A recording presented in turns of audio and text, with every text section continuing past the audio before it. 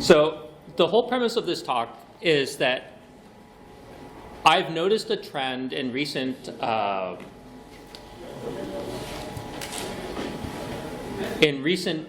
teams that I've joined, that the interest in using third-party automation tools, integrations, wasn't just open to it, but they were bringing those tools into the middle of what I would refer to as like their software development workflow.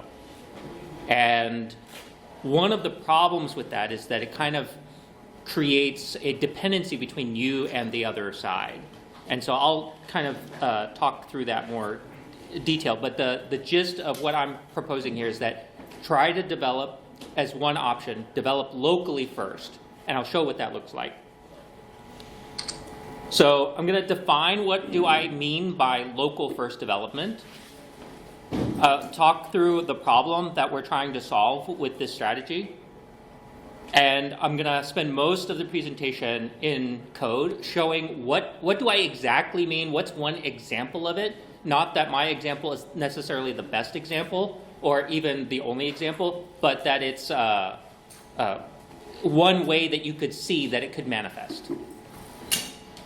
We'll leave some time for questions and answers. So you all have your own teams that you're working on in projects. And if you have a specific way that you're trying to figure something out, how this would apply to you, I want to leave some time for that. So Oxford has a pretty good definition of local, I think. Belonging to or connected with the particular place or area that you're talking about, or with the place where you live. And then first being the thing that comes ahead of everything else. So in local first, what I'm saying is I want you to make sure that it works for you on your own computer before you make it work on build agents and other things in other places. And I'll show what that specifically looks like. So just as a quick poll, how many of you think that there's a good chance that I'm completely wrong? Okay, this is scary. I need at least one contrarian in here, right? All right. Who in this room with your current projects at work cannot build and deploy from localhost? Right? This is actually at my team at work kind of one of the motivating factors for this talk, because I saw a stronger dependency on that, which kind of gives me the heebie-jeebies. So the first problem as I see it is that there's a lack of understanding, not just of how to do it necessarily, but kind of where could this go? Why do you even need that? And I don't know about you, but I see my own job when I do it. I told my wife, I spend most of the day failing at my job. And I mean failing at my job as in what I typed at the keyboard is not actually the correct thing to type. Which means I must learn how to type the correct thing, which requires me to bridge that gap of understanding. The thing that I don't yet know, I need to know it. Which means I need to have a way to soft fail into the answer. I need to be able to iterate until I can find the correct understanding that gives me the clarity to be able to type what I need.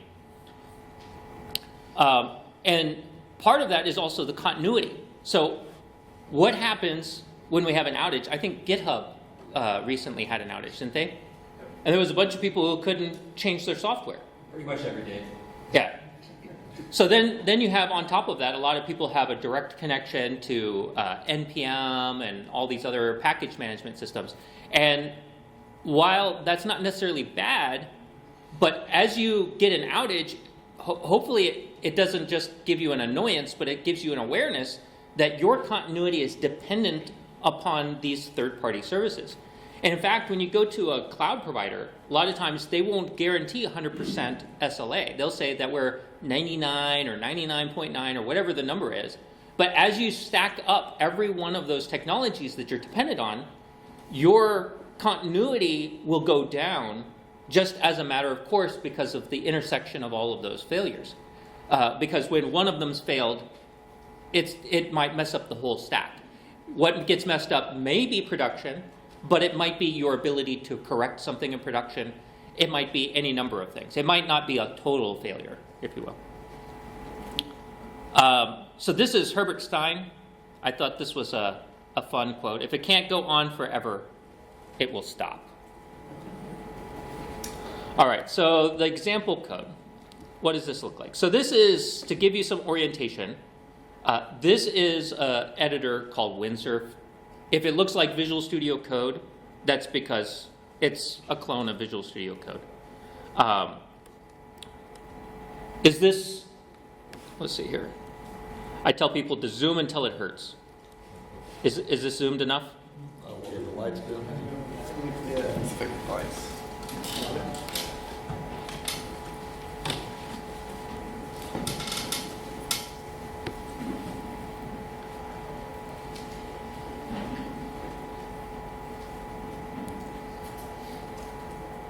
Yay! All right. So nap time aside, this project, to give you some orientation, is a simple Python project. If you've ever used Fast API, that's what I'm using here. It basically helps to implement the web server part. I didn't want to build that, so I used theirs.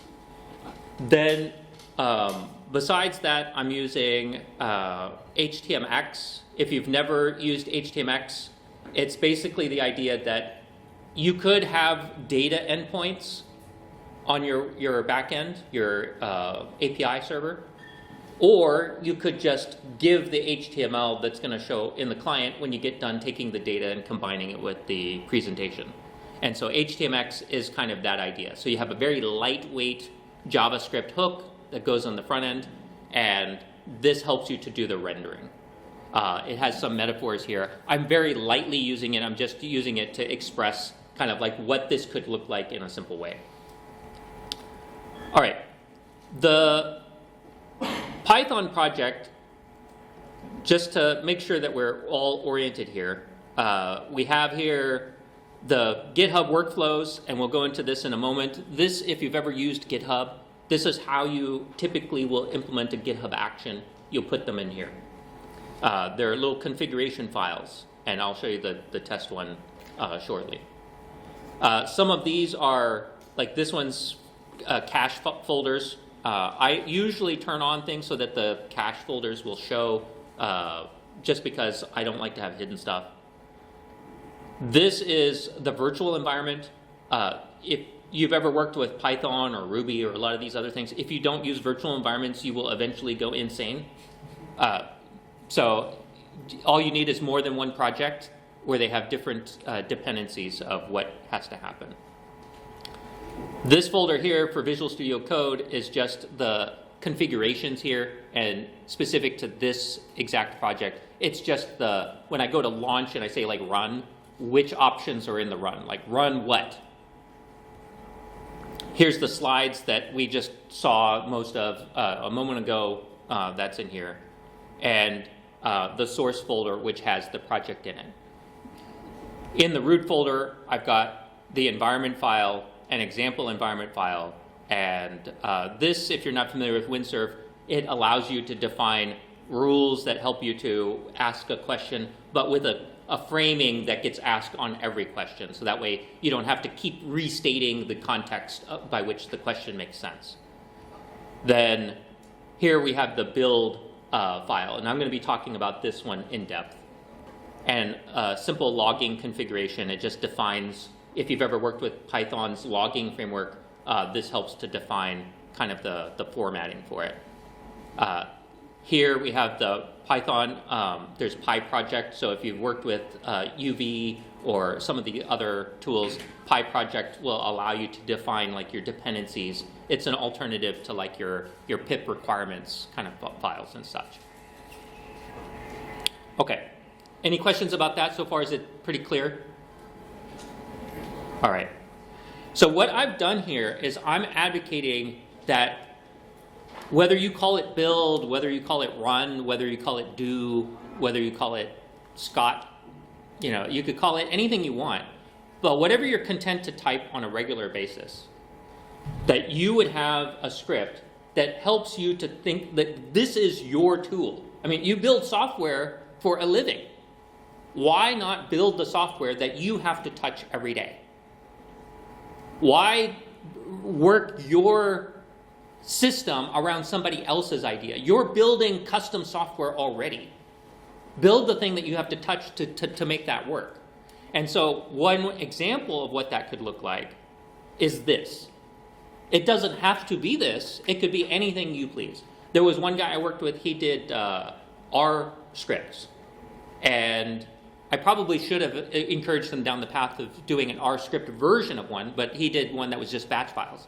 And it allowed him to kind of define, what does it mean to do a build? What does it mean to do a test? What does it mean to do? And he could do each one of the things that he had to do, and all the steps were just laid out in the batch file of like, just run these commands in this order, and then it just does the thing and it always works.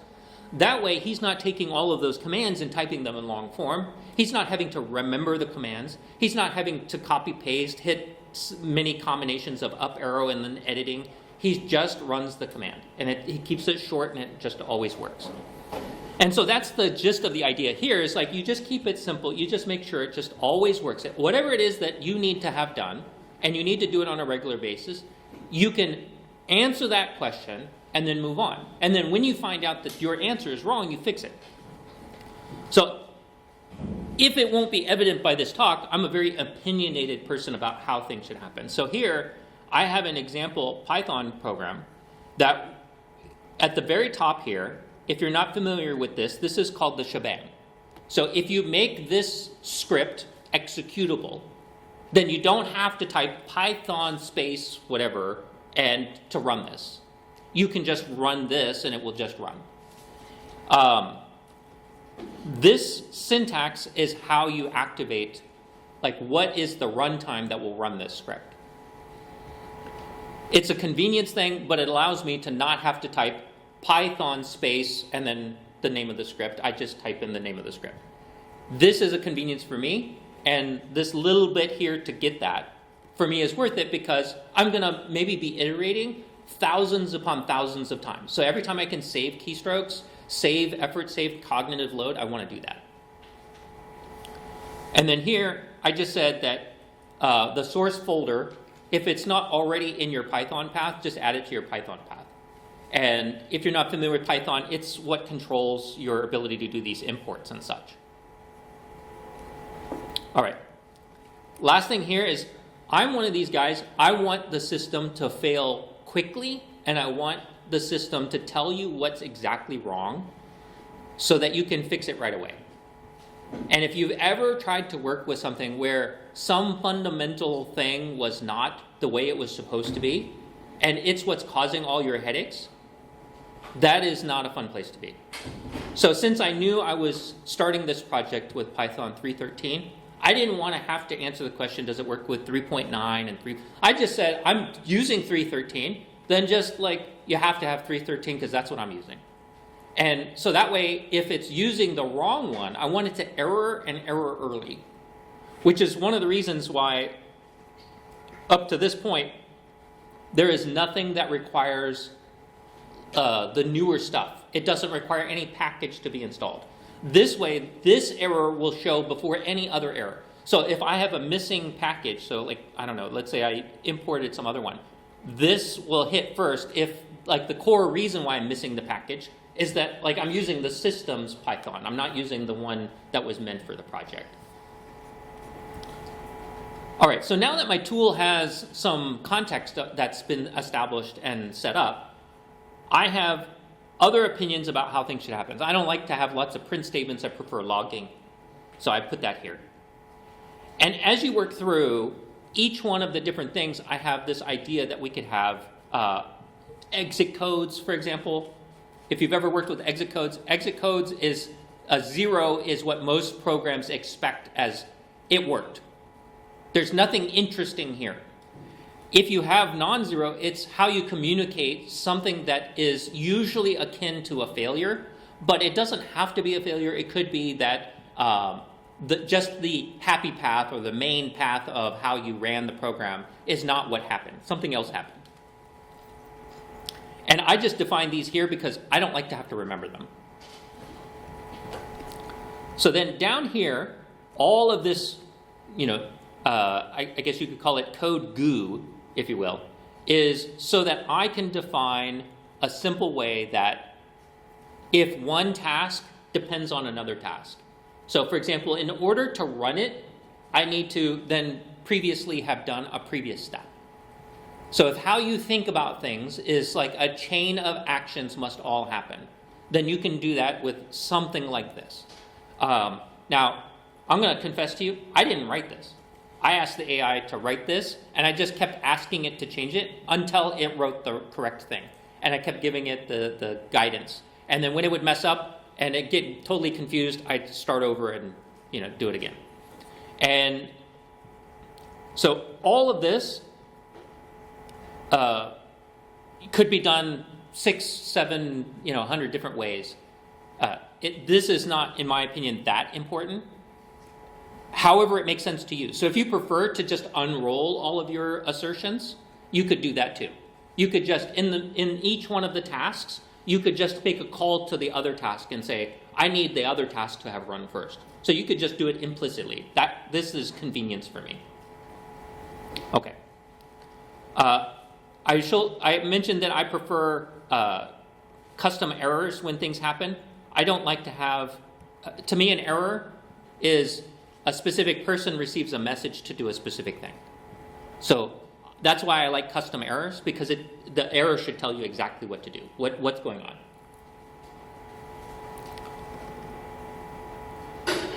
Okay, so then all of this goes to kind of what is the core of what makes a custom build script work.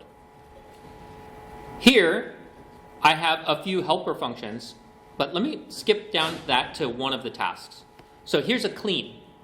So if you've ever worked in a build code environment, one of the things that tends to happen is you will accumulate cache files, log files, any number of other files. And sometimes the thing that's messing you up is something that you have no idea what it is, but you just know that for your own sanity, you want to start as close to, I pulled down the source code as you can, because that's going to reset all of your assumptions about what the world looks like.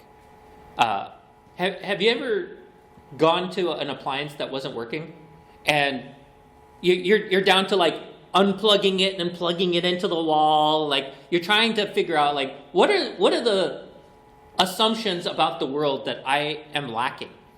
There's something wrong here. I don't know about you, but GFCI outlets do that to me. They pop the little breaker that's built into it, and all of a sudden my assumptions about how electricity works, like I'm wondering, what did the tool break? All these other things that are much less likely than the little breaker hit. So that's what clean does for me. If it does something else for you, maybe you have a different workflow. Maybe your logs just accumulate and they get to be where they're just using up too much disk space and you just don't like it. That might be why. So you just define what does it look like to delete all of those extraneous files. That would be what your clean might look like. Here I have config. Config might be, what does it mean to take your project, you brought it down, you set up all your dependencies, but what does it mean to configure it for your environment? So you could have some example of what that looks like here. You could have an assertion that configuration, even if you're not going to help them, you could just have a check that says, was it done? Maybe you want both. Whatever it is that in your mind makes the most sense, you could put that here and say, that's what config means to me. And then everything else that depends on config could depend on config.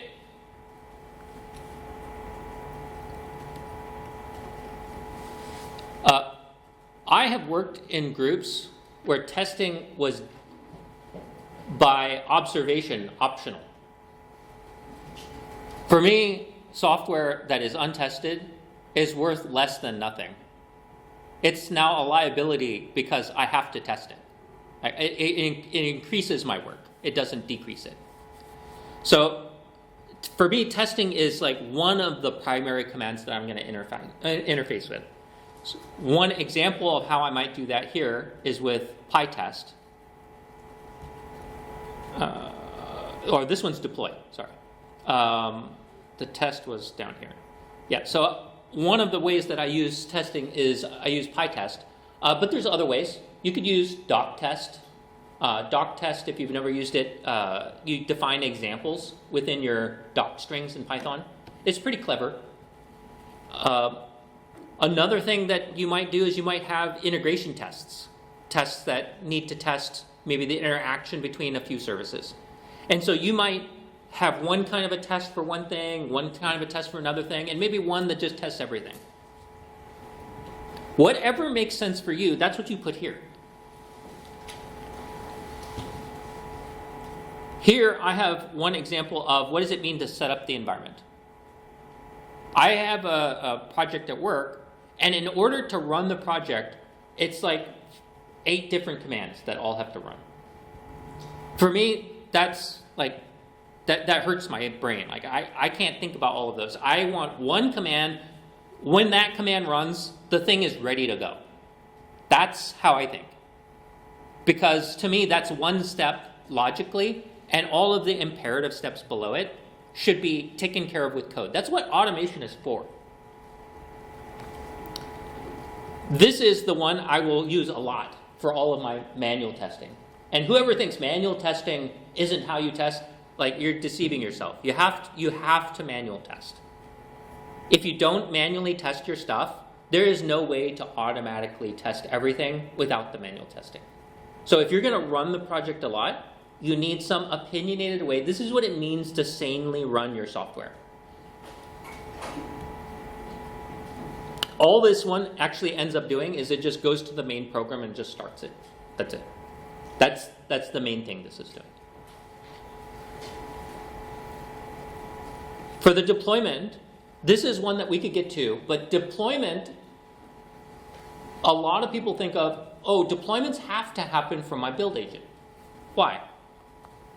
Because you're unwilling to have the credentials on your computer, but you'll have it on someone else's computer. If you have the responsibility to fix the thing when it goes wrong, why don't you have access to the credentials to do a deployment?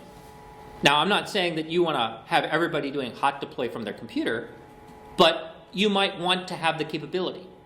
So, for example, if you've ever worked with, how many of you have ever worked with something like Terraform? Mm-hmm.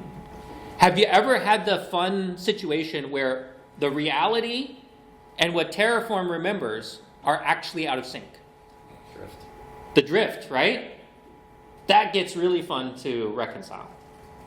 And so if you're saying, like, this escape hatch, I need a way to just deploy. You might have something that says, this deploy understands what it's like to understand the drift, bring the drift back, and then do another deploy with Terraform, whatever your solution is. But you need some way to untangle the mess.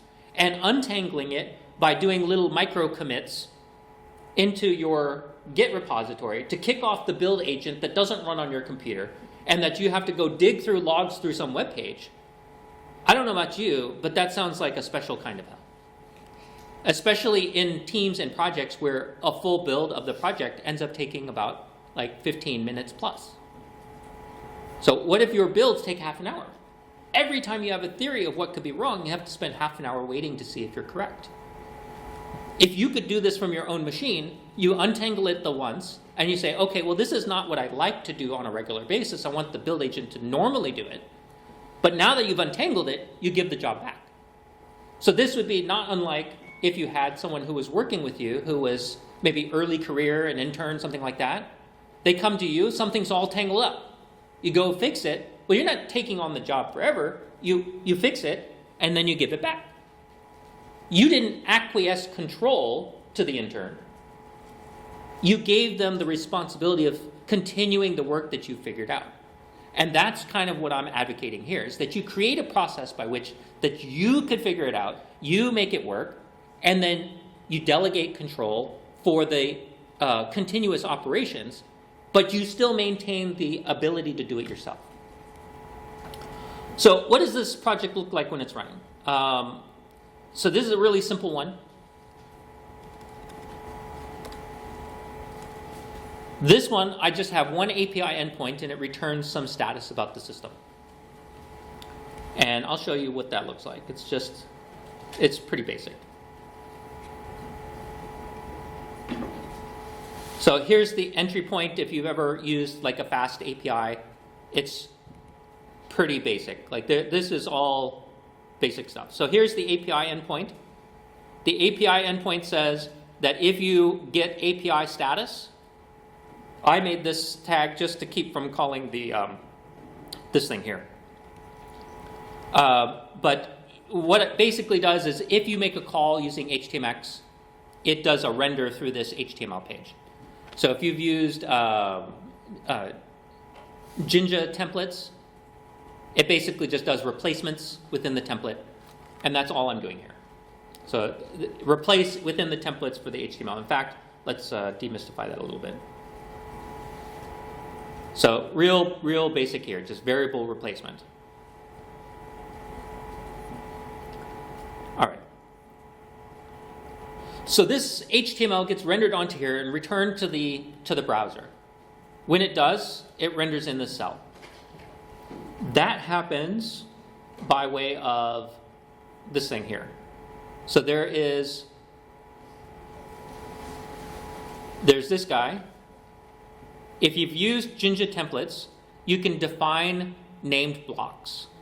And when you define named blocks in like a base, for example, like this base one, then you can override the contents of the blocks by referring to them. That's what's going on here if you haven't used them. So for the content, I defined this container, and HTMX gives you this kind of capability to be able to say, I want to be able to fill in that control with whatever comes back from API status. That's the magic here of this. And so this could be a dashboard page. This could be search results for your content. It could be any number of things.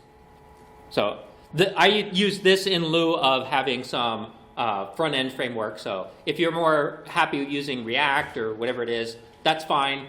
For a 45-minute talk, explaining a React meets Python meets, like, that seemed like a lot. So that's why I did this. All right. Any questions so far? So when this thing runs, right now it runs at localhost 8000.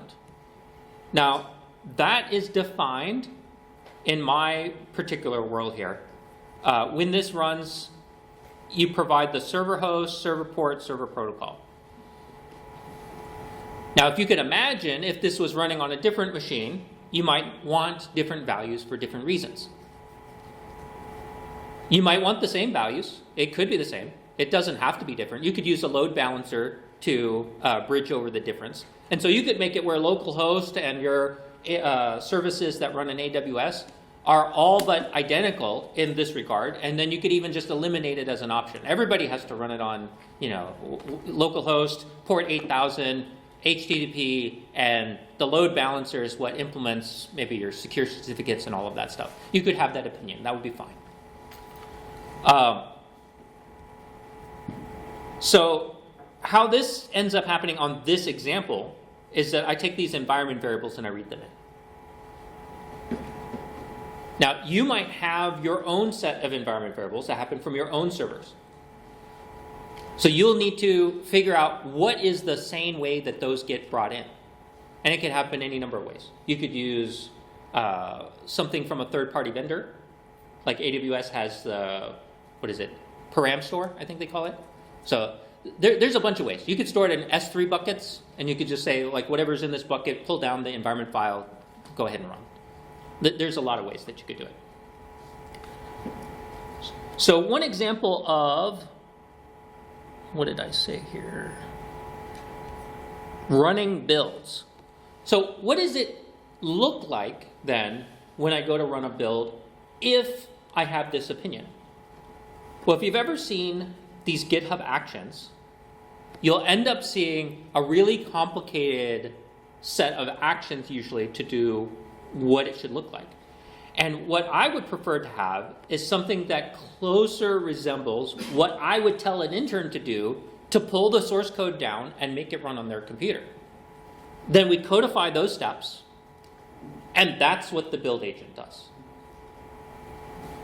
How many of you have ever worked at a group that has more than one build system? You know, Jenkins, and then you went to GitHub Actions, and then you went to something else like GitLab.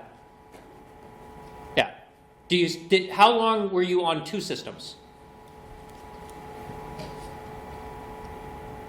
Oh, wow. I mean, if you try, I mean, it was different teams, so it was a long, lengthy migration. Yeah. So the company I'm working for now, we currently use two different build systems. We have Jenkins and we have GitHub Actions. Can anybody guess why we're using two?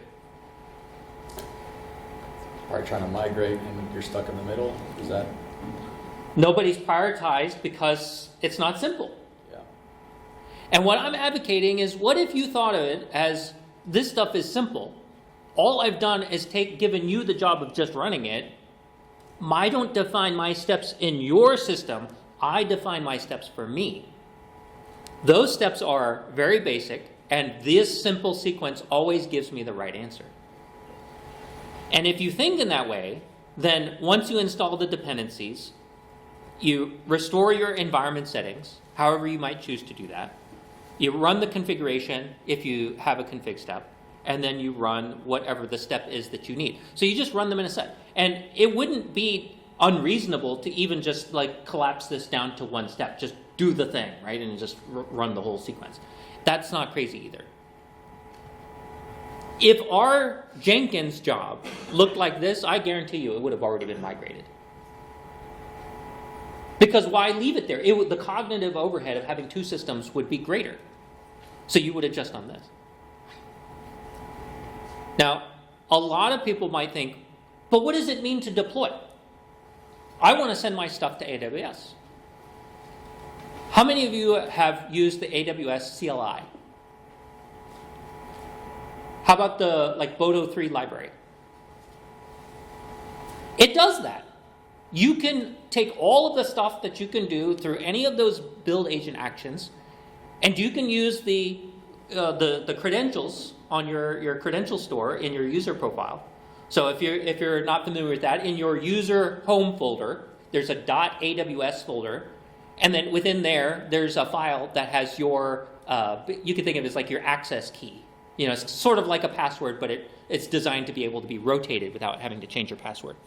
So you take this access key, and it implicitly says, like, well, if you haven't given me one, I'm going to use the one from your user store. The tools already do that. And so you would just import their stuff and then just try. You would just keep running the steps. Now, I'm not saying you should be doing a bunch of hot testing in production. You should make a test area. Make sure you're not changing, don't shoot yourself in the foot on purpose. There's no reason for that. But you could be iterating on it, using your local stuff. Once you have it working, just use that. Just make it work locally.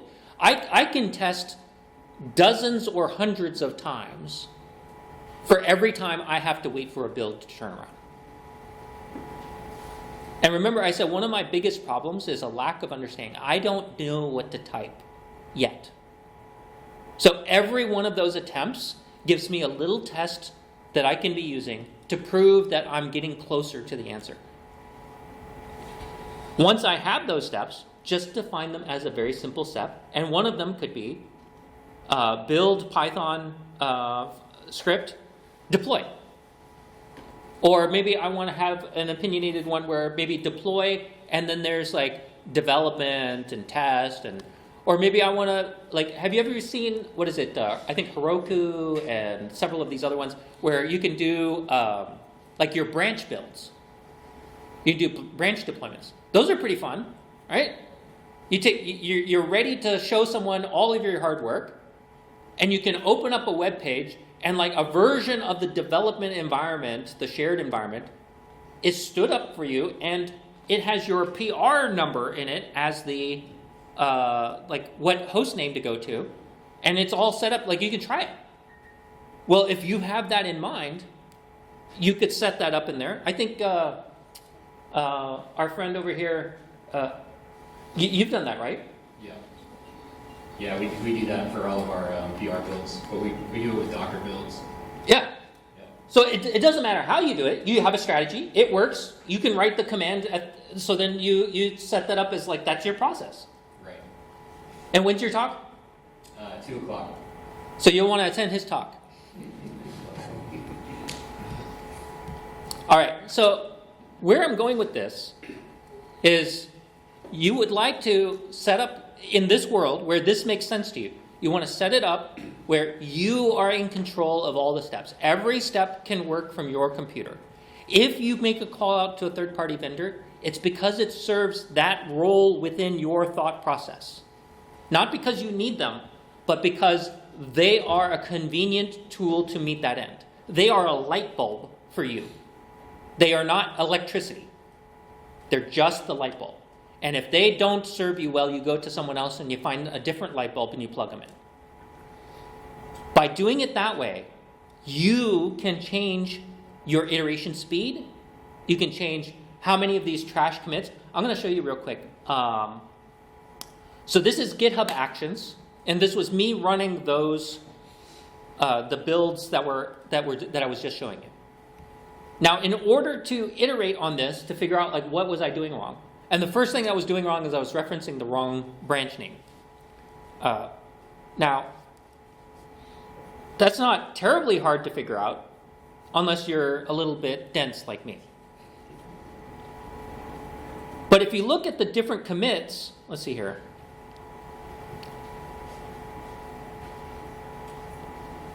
So I changed this little step here, and then when I changed it, what did I do? I had to check it in, or commit it, and then sync it up to the server, and then let it run, and then watch it. Now, this sample project happens to be pretty fast, and this error happens to be one that was happening right at the beginning. But even so, now my commit history has all this like trash in it. It doesn't help me to understand what's happening or the intent, or it's not useful documentation. But I did it purely to kick off, purely to kick off the next build. So I changed the Python version, I changed just minor things to just try to get it to build. All right. Let's see here.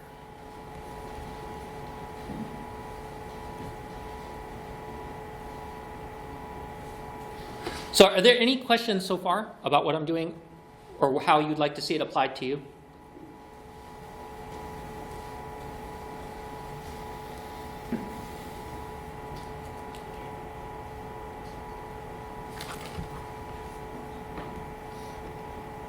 Now, if you have a database, one of the things that you might find as a problem is like, well, what do I do with shared state?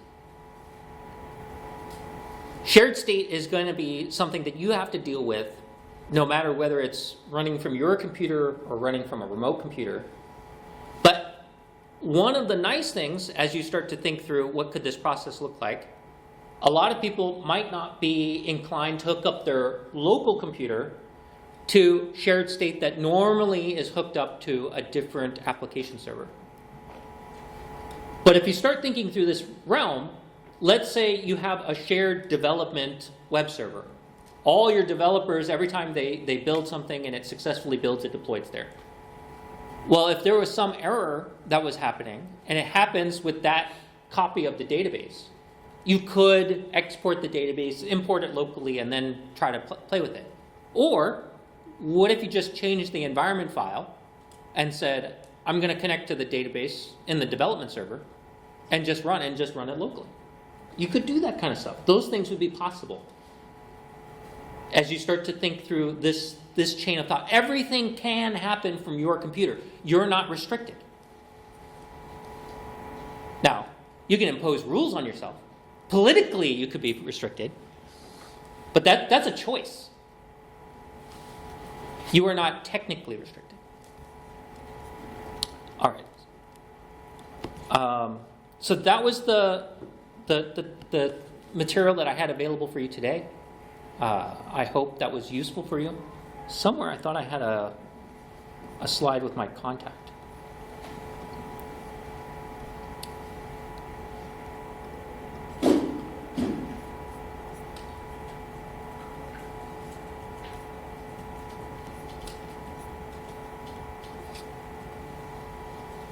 Maybe I just need to refresh it.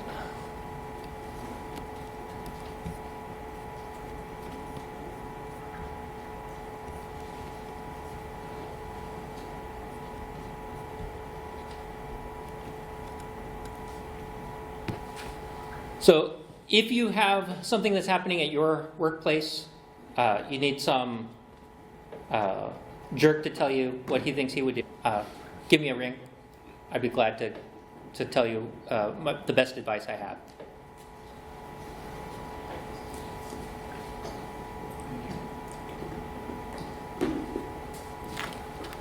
When you say that you're not going to have to be restricted by rules, is that truly 100% the case, or are there problems where you have run into the management where you can't actually do what you're doing? So the rules that so here's the thing about rules. Rules should not be because you're not capable. The requirement to maintain the system has been put on you and your team. Okay, so it's not a capability problem. So if the rules are there, what are they there for? They're there as a guide to prevent you from making an unnecessary mistake. So knowing when to break the rule is an appropriate skill. And this may require some ability to articulate why breaking the rule is appropriate. But if you make rules and you don't know when to break them, you will end up creating a headache for you and your team that you won't soon, you will very soon regret having put all of those rules in place. Because you don't want to just blindly follow the rules. The rules are a guide. Sometimes it's better to break the rules. So, example, I had a friend who, he was on the freeway. Normally, you drive the speed limit. Normally, when there's a problem ahead, you slow down. He saw, just through intuition, that there was going to be an accident up ahead. And what he did is he gassed it and got out of there. As soon as he got past where the problem was, he looked in his rearview mirror. There was a huge pileup of all these cars that not only had a physical risk to their safety, but also they were jammed up there for a long time for people who maybe weren't injured. And all he did was strategically break the rules. Now, sometimes you'll need to do that. You'll need to break the rules. But you do need to make sure that when you break the rules, you do it in a way that doesn't create a new headache. So just because you're panicked, like if when I break the rules is anytime I feel like I'm panicked, well, that's not a good rule. You want to have a better rule of thumb. But yeah, this is a negotiation between you, your manager. Sometimes I find for breaking the rules, I call it implicit agreement. Implicit agreement is this idea that because you said nothing, you agreed with me. And how does that work? So let's say you use Slack at work. And you have a channel with everybody else's in it. Because this, I'm doing this. Thanks, team. If nobody complains, you point at that and you say, I gave you an opportunity to complain. And you did nothing. Therefore, you agreed. Does that make me a jerk? Probably.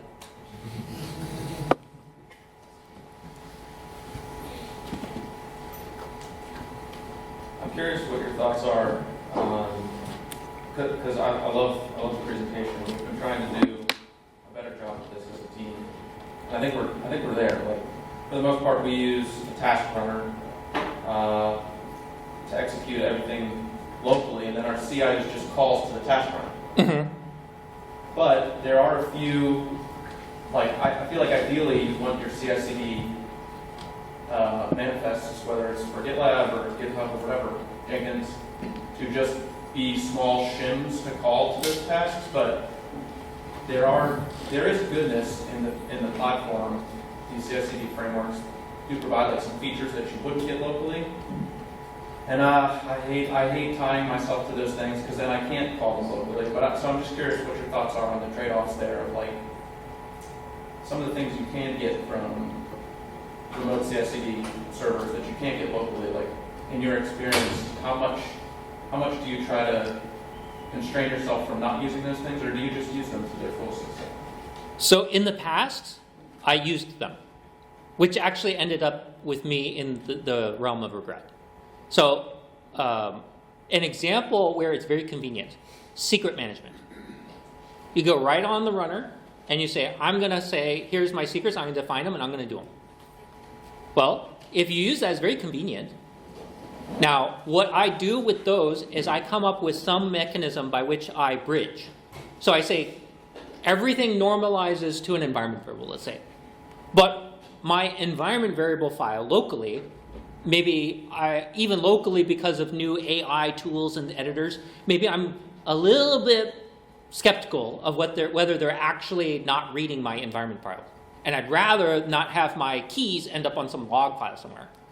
Well, if that's a concern of mine, then I could make a bridge that brings it in. When the process starts, it brings it in from my user profile. Or there's other tools like that you can use. And so you could make a bridge. And then once everything coalesces into the same bridge, you could have one part of the bridge, which is your user profile, and another one, which is it's on the build agent and then gets imported as environment variables, maybe.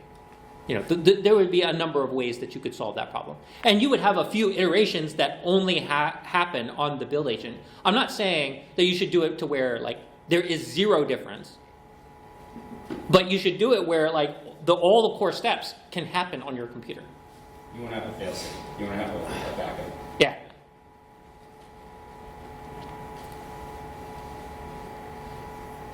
So I don't want to make you late for the next talk, but if you see me around and you want to tell me you hated my talk, let me know.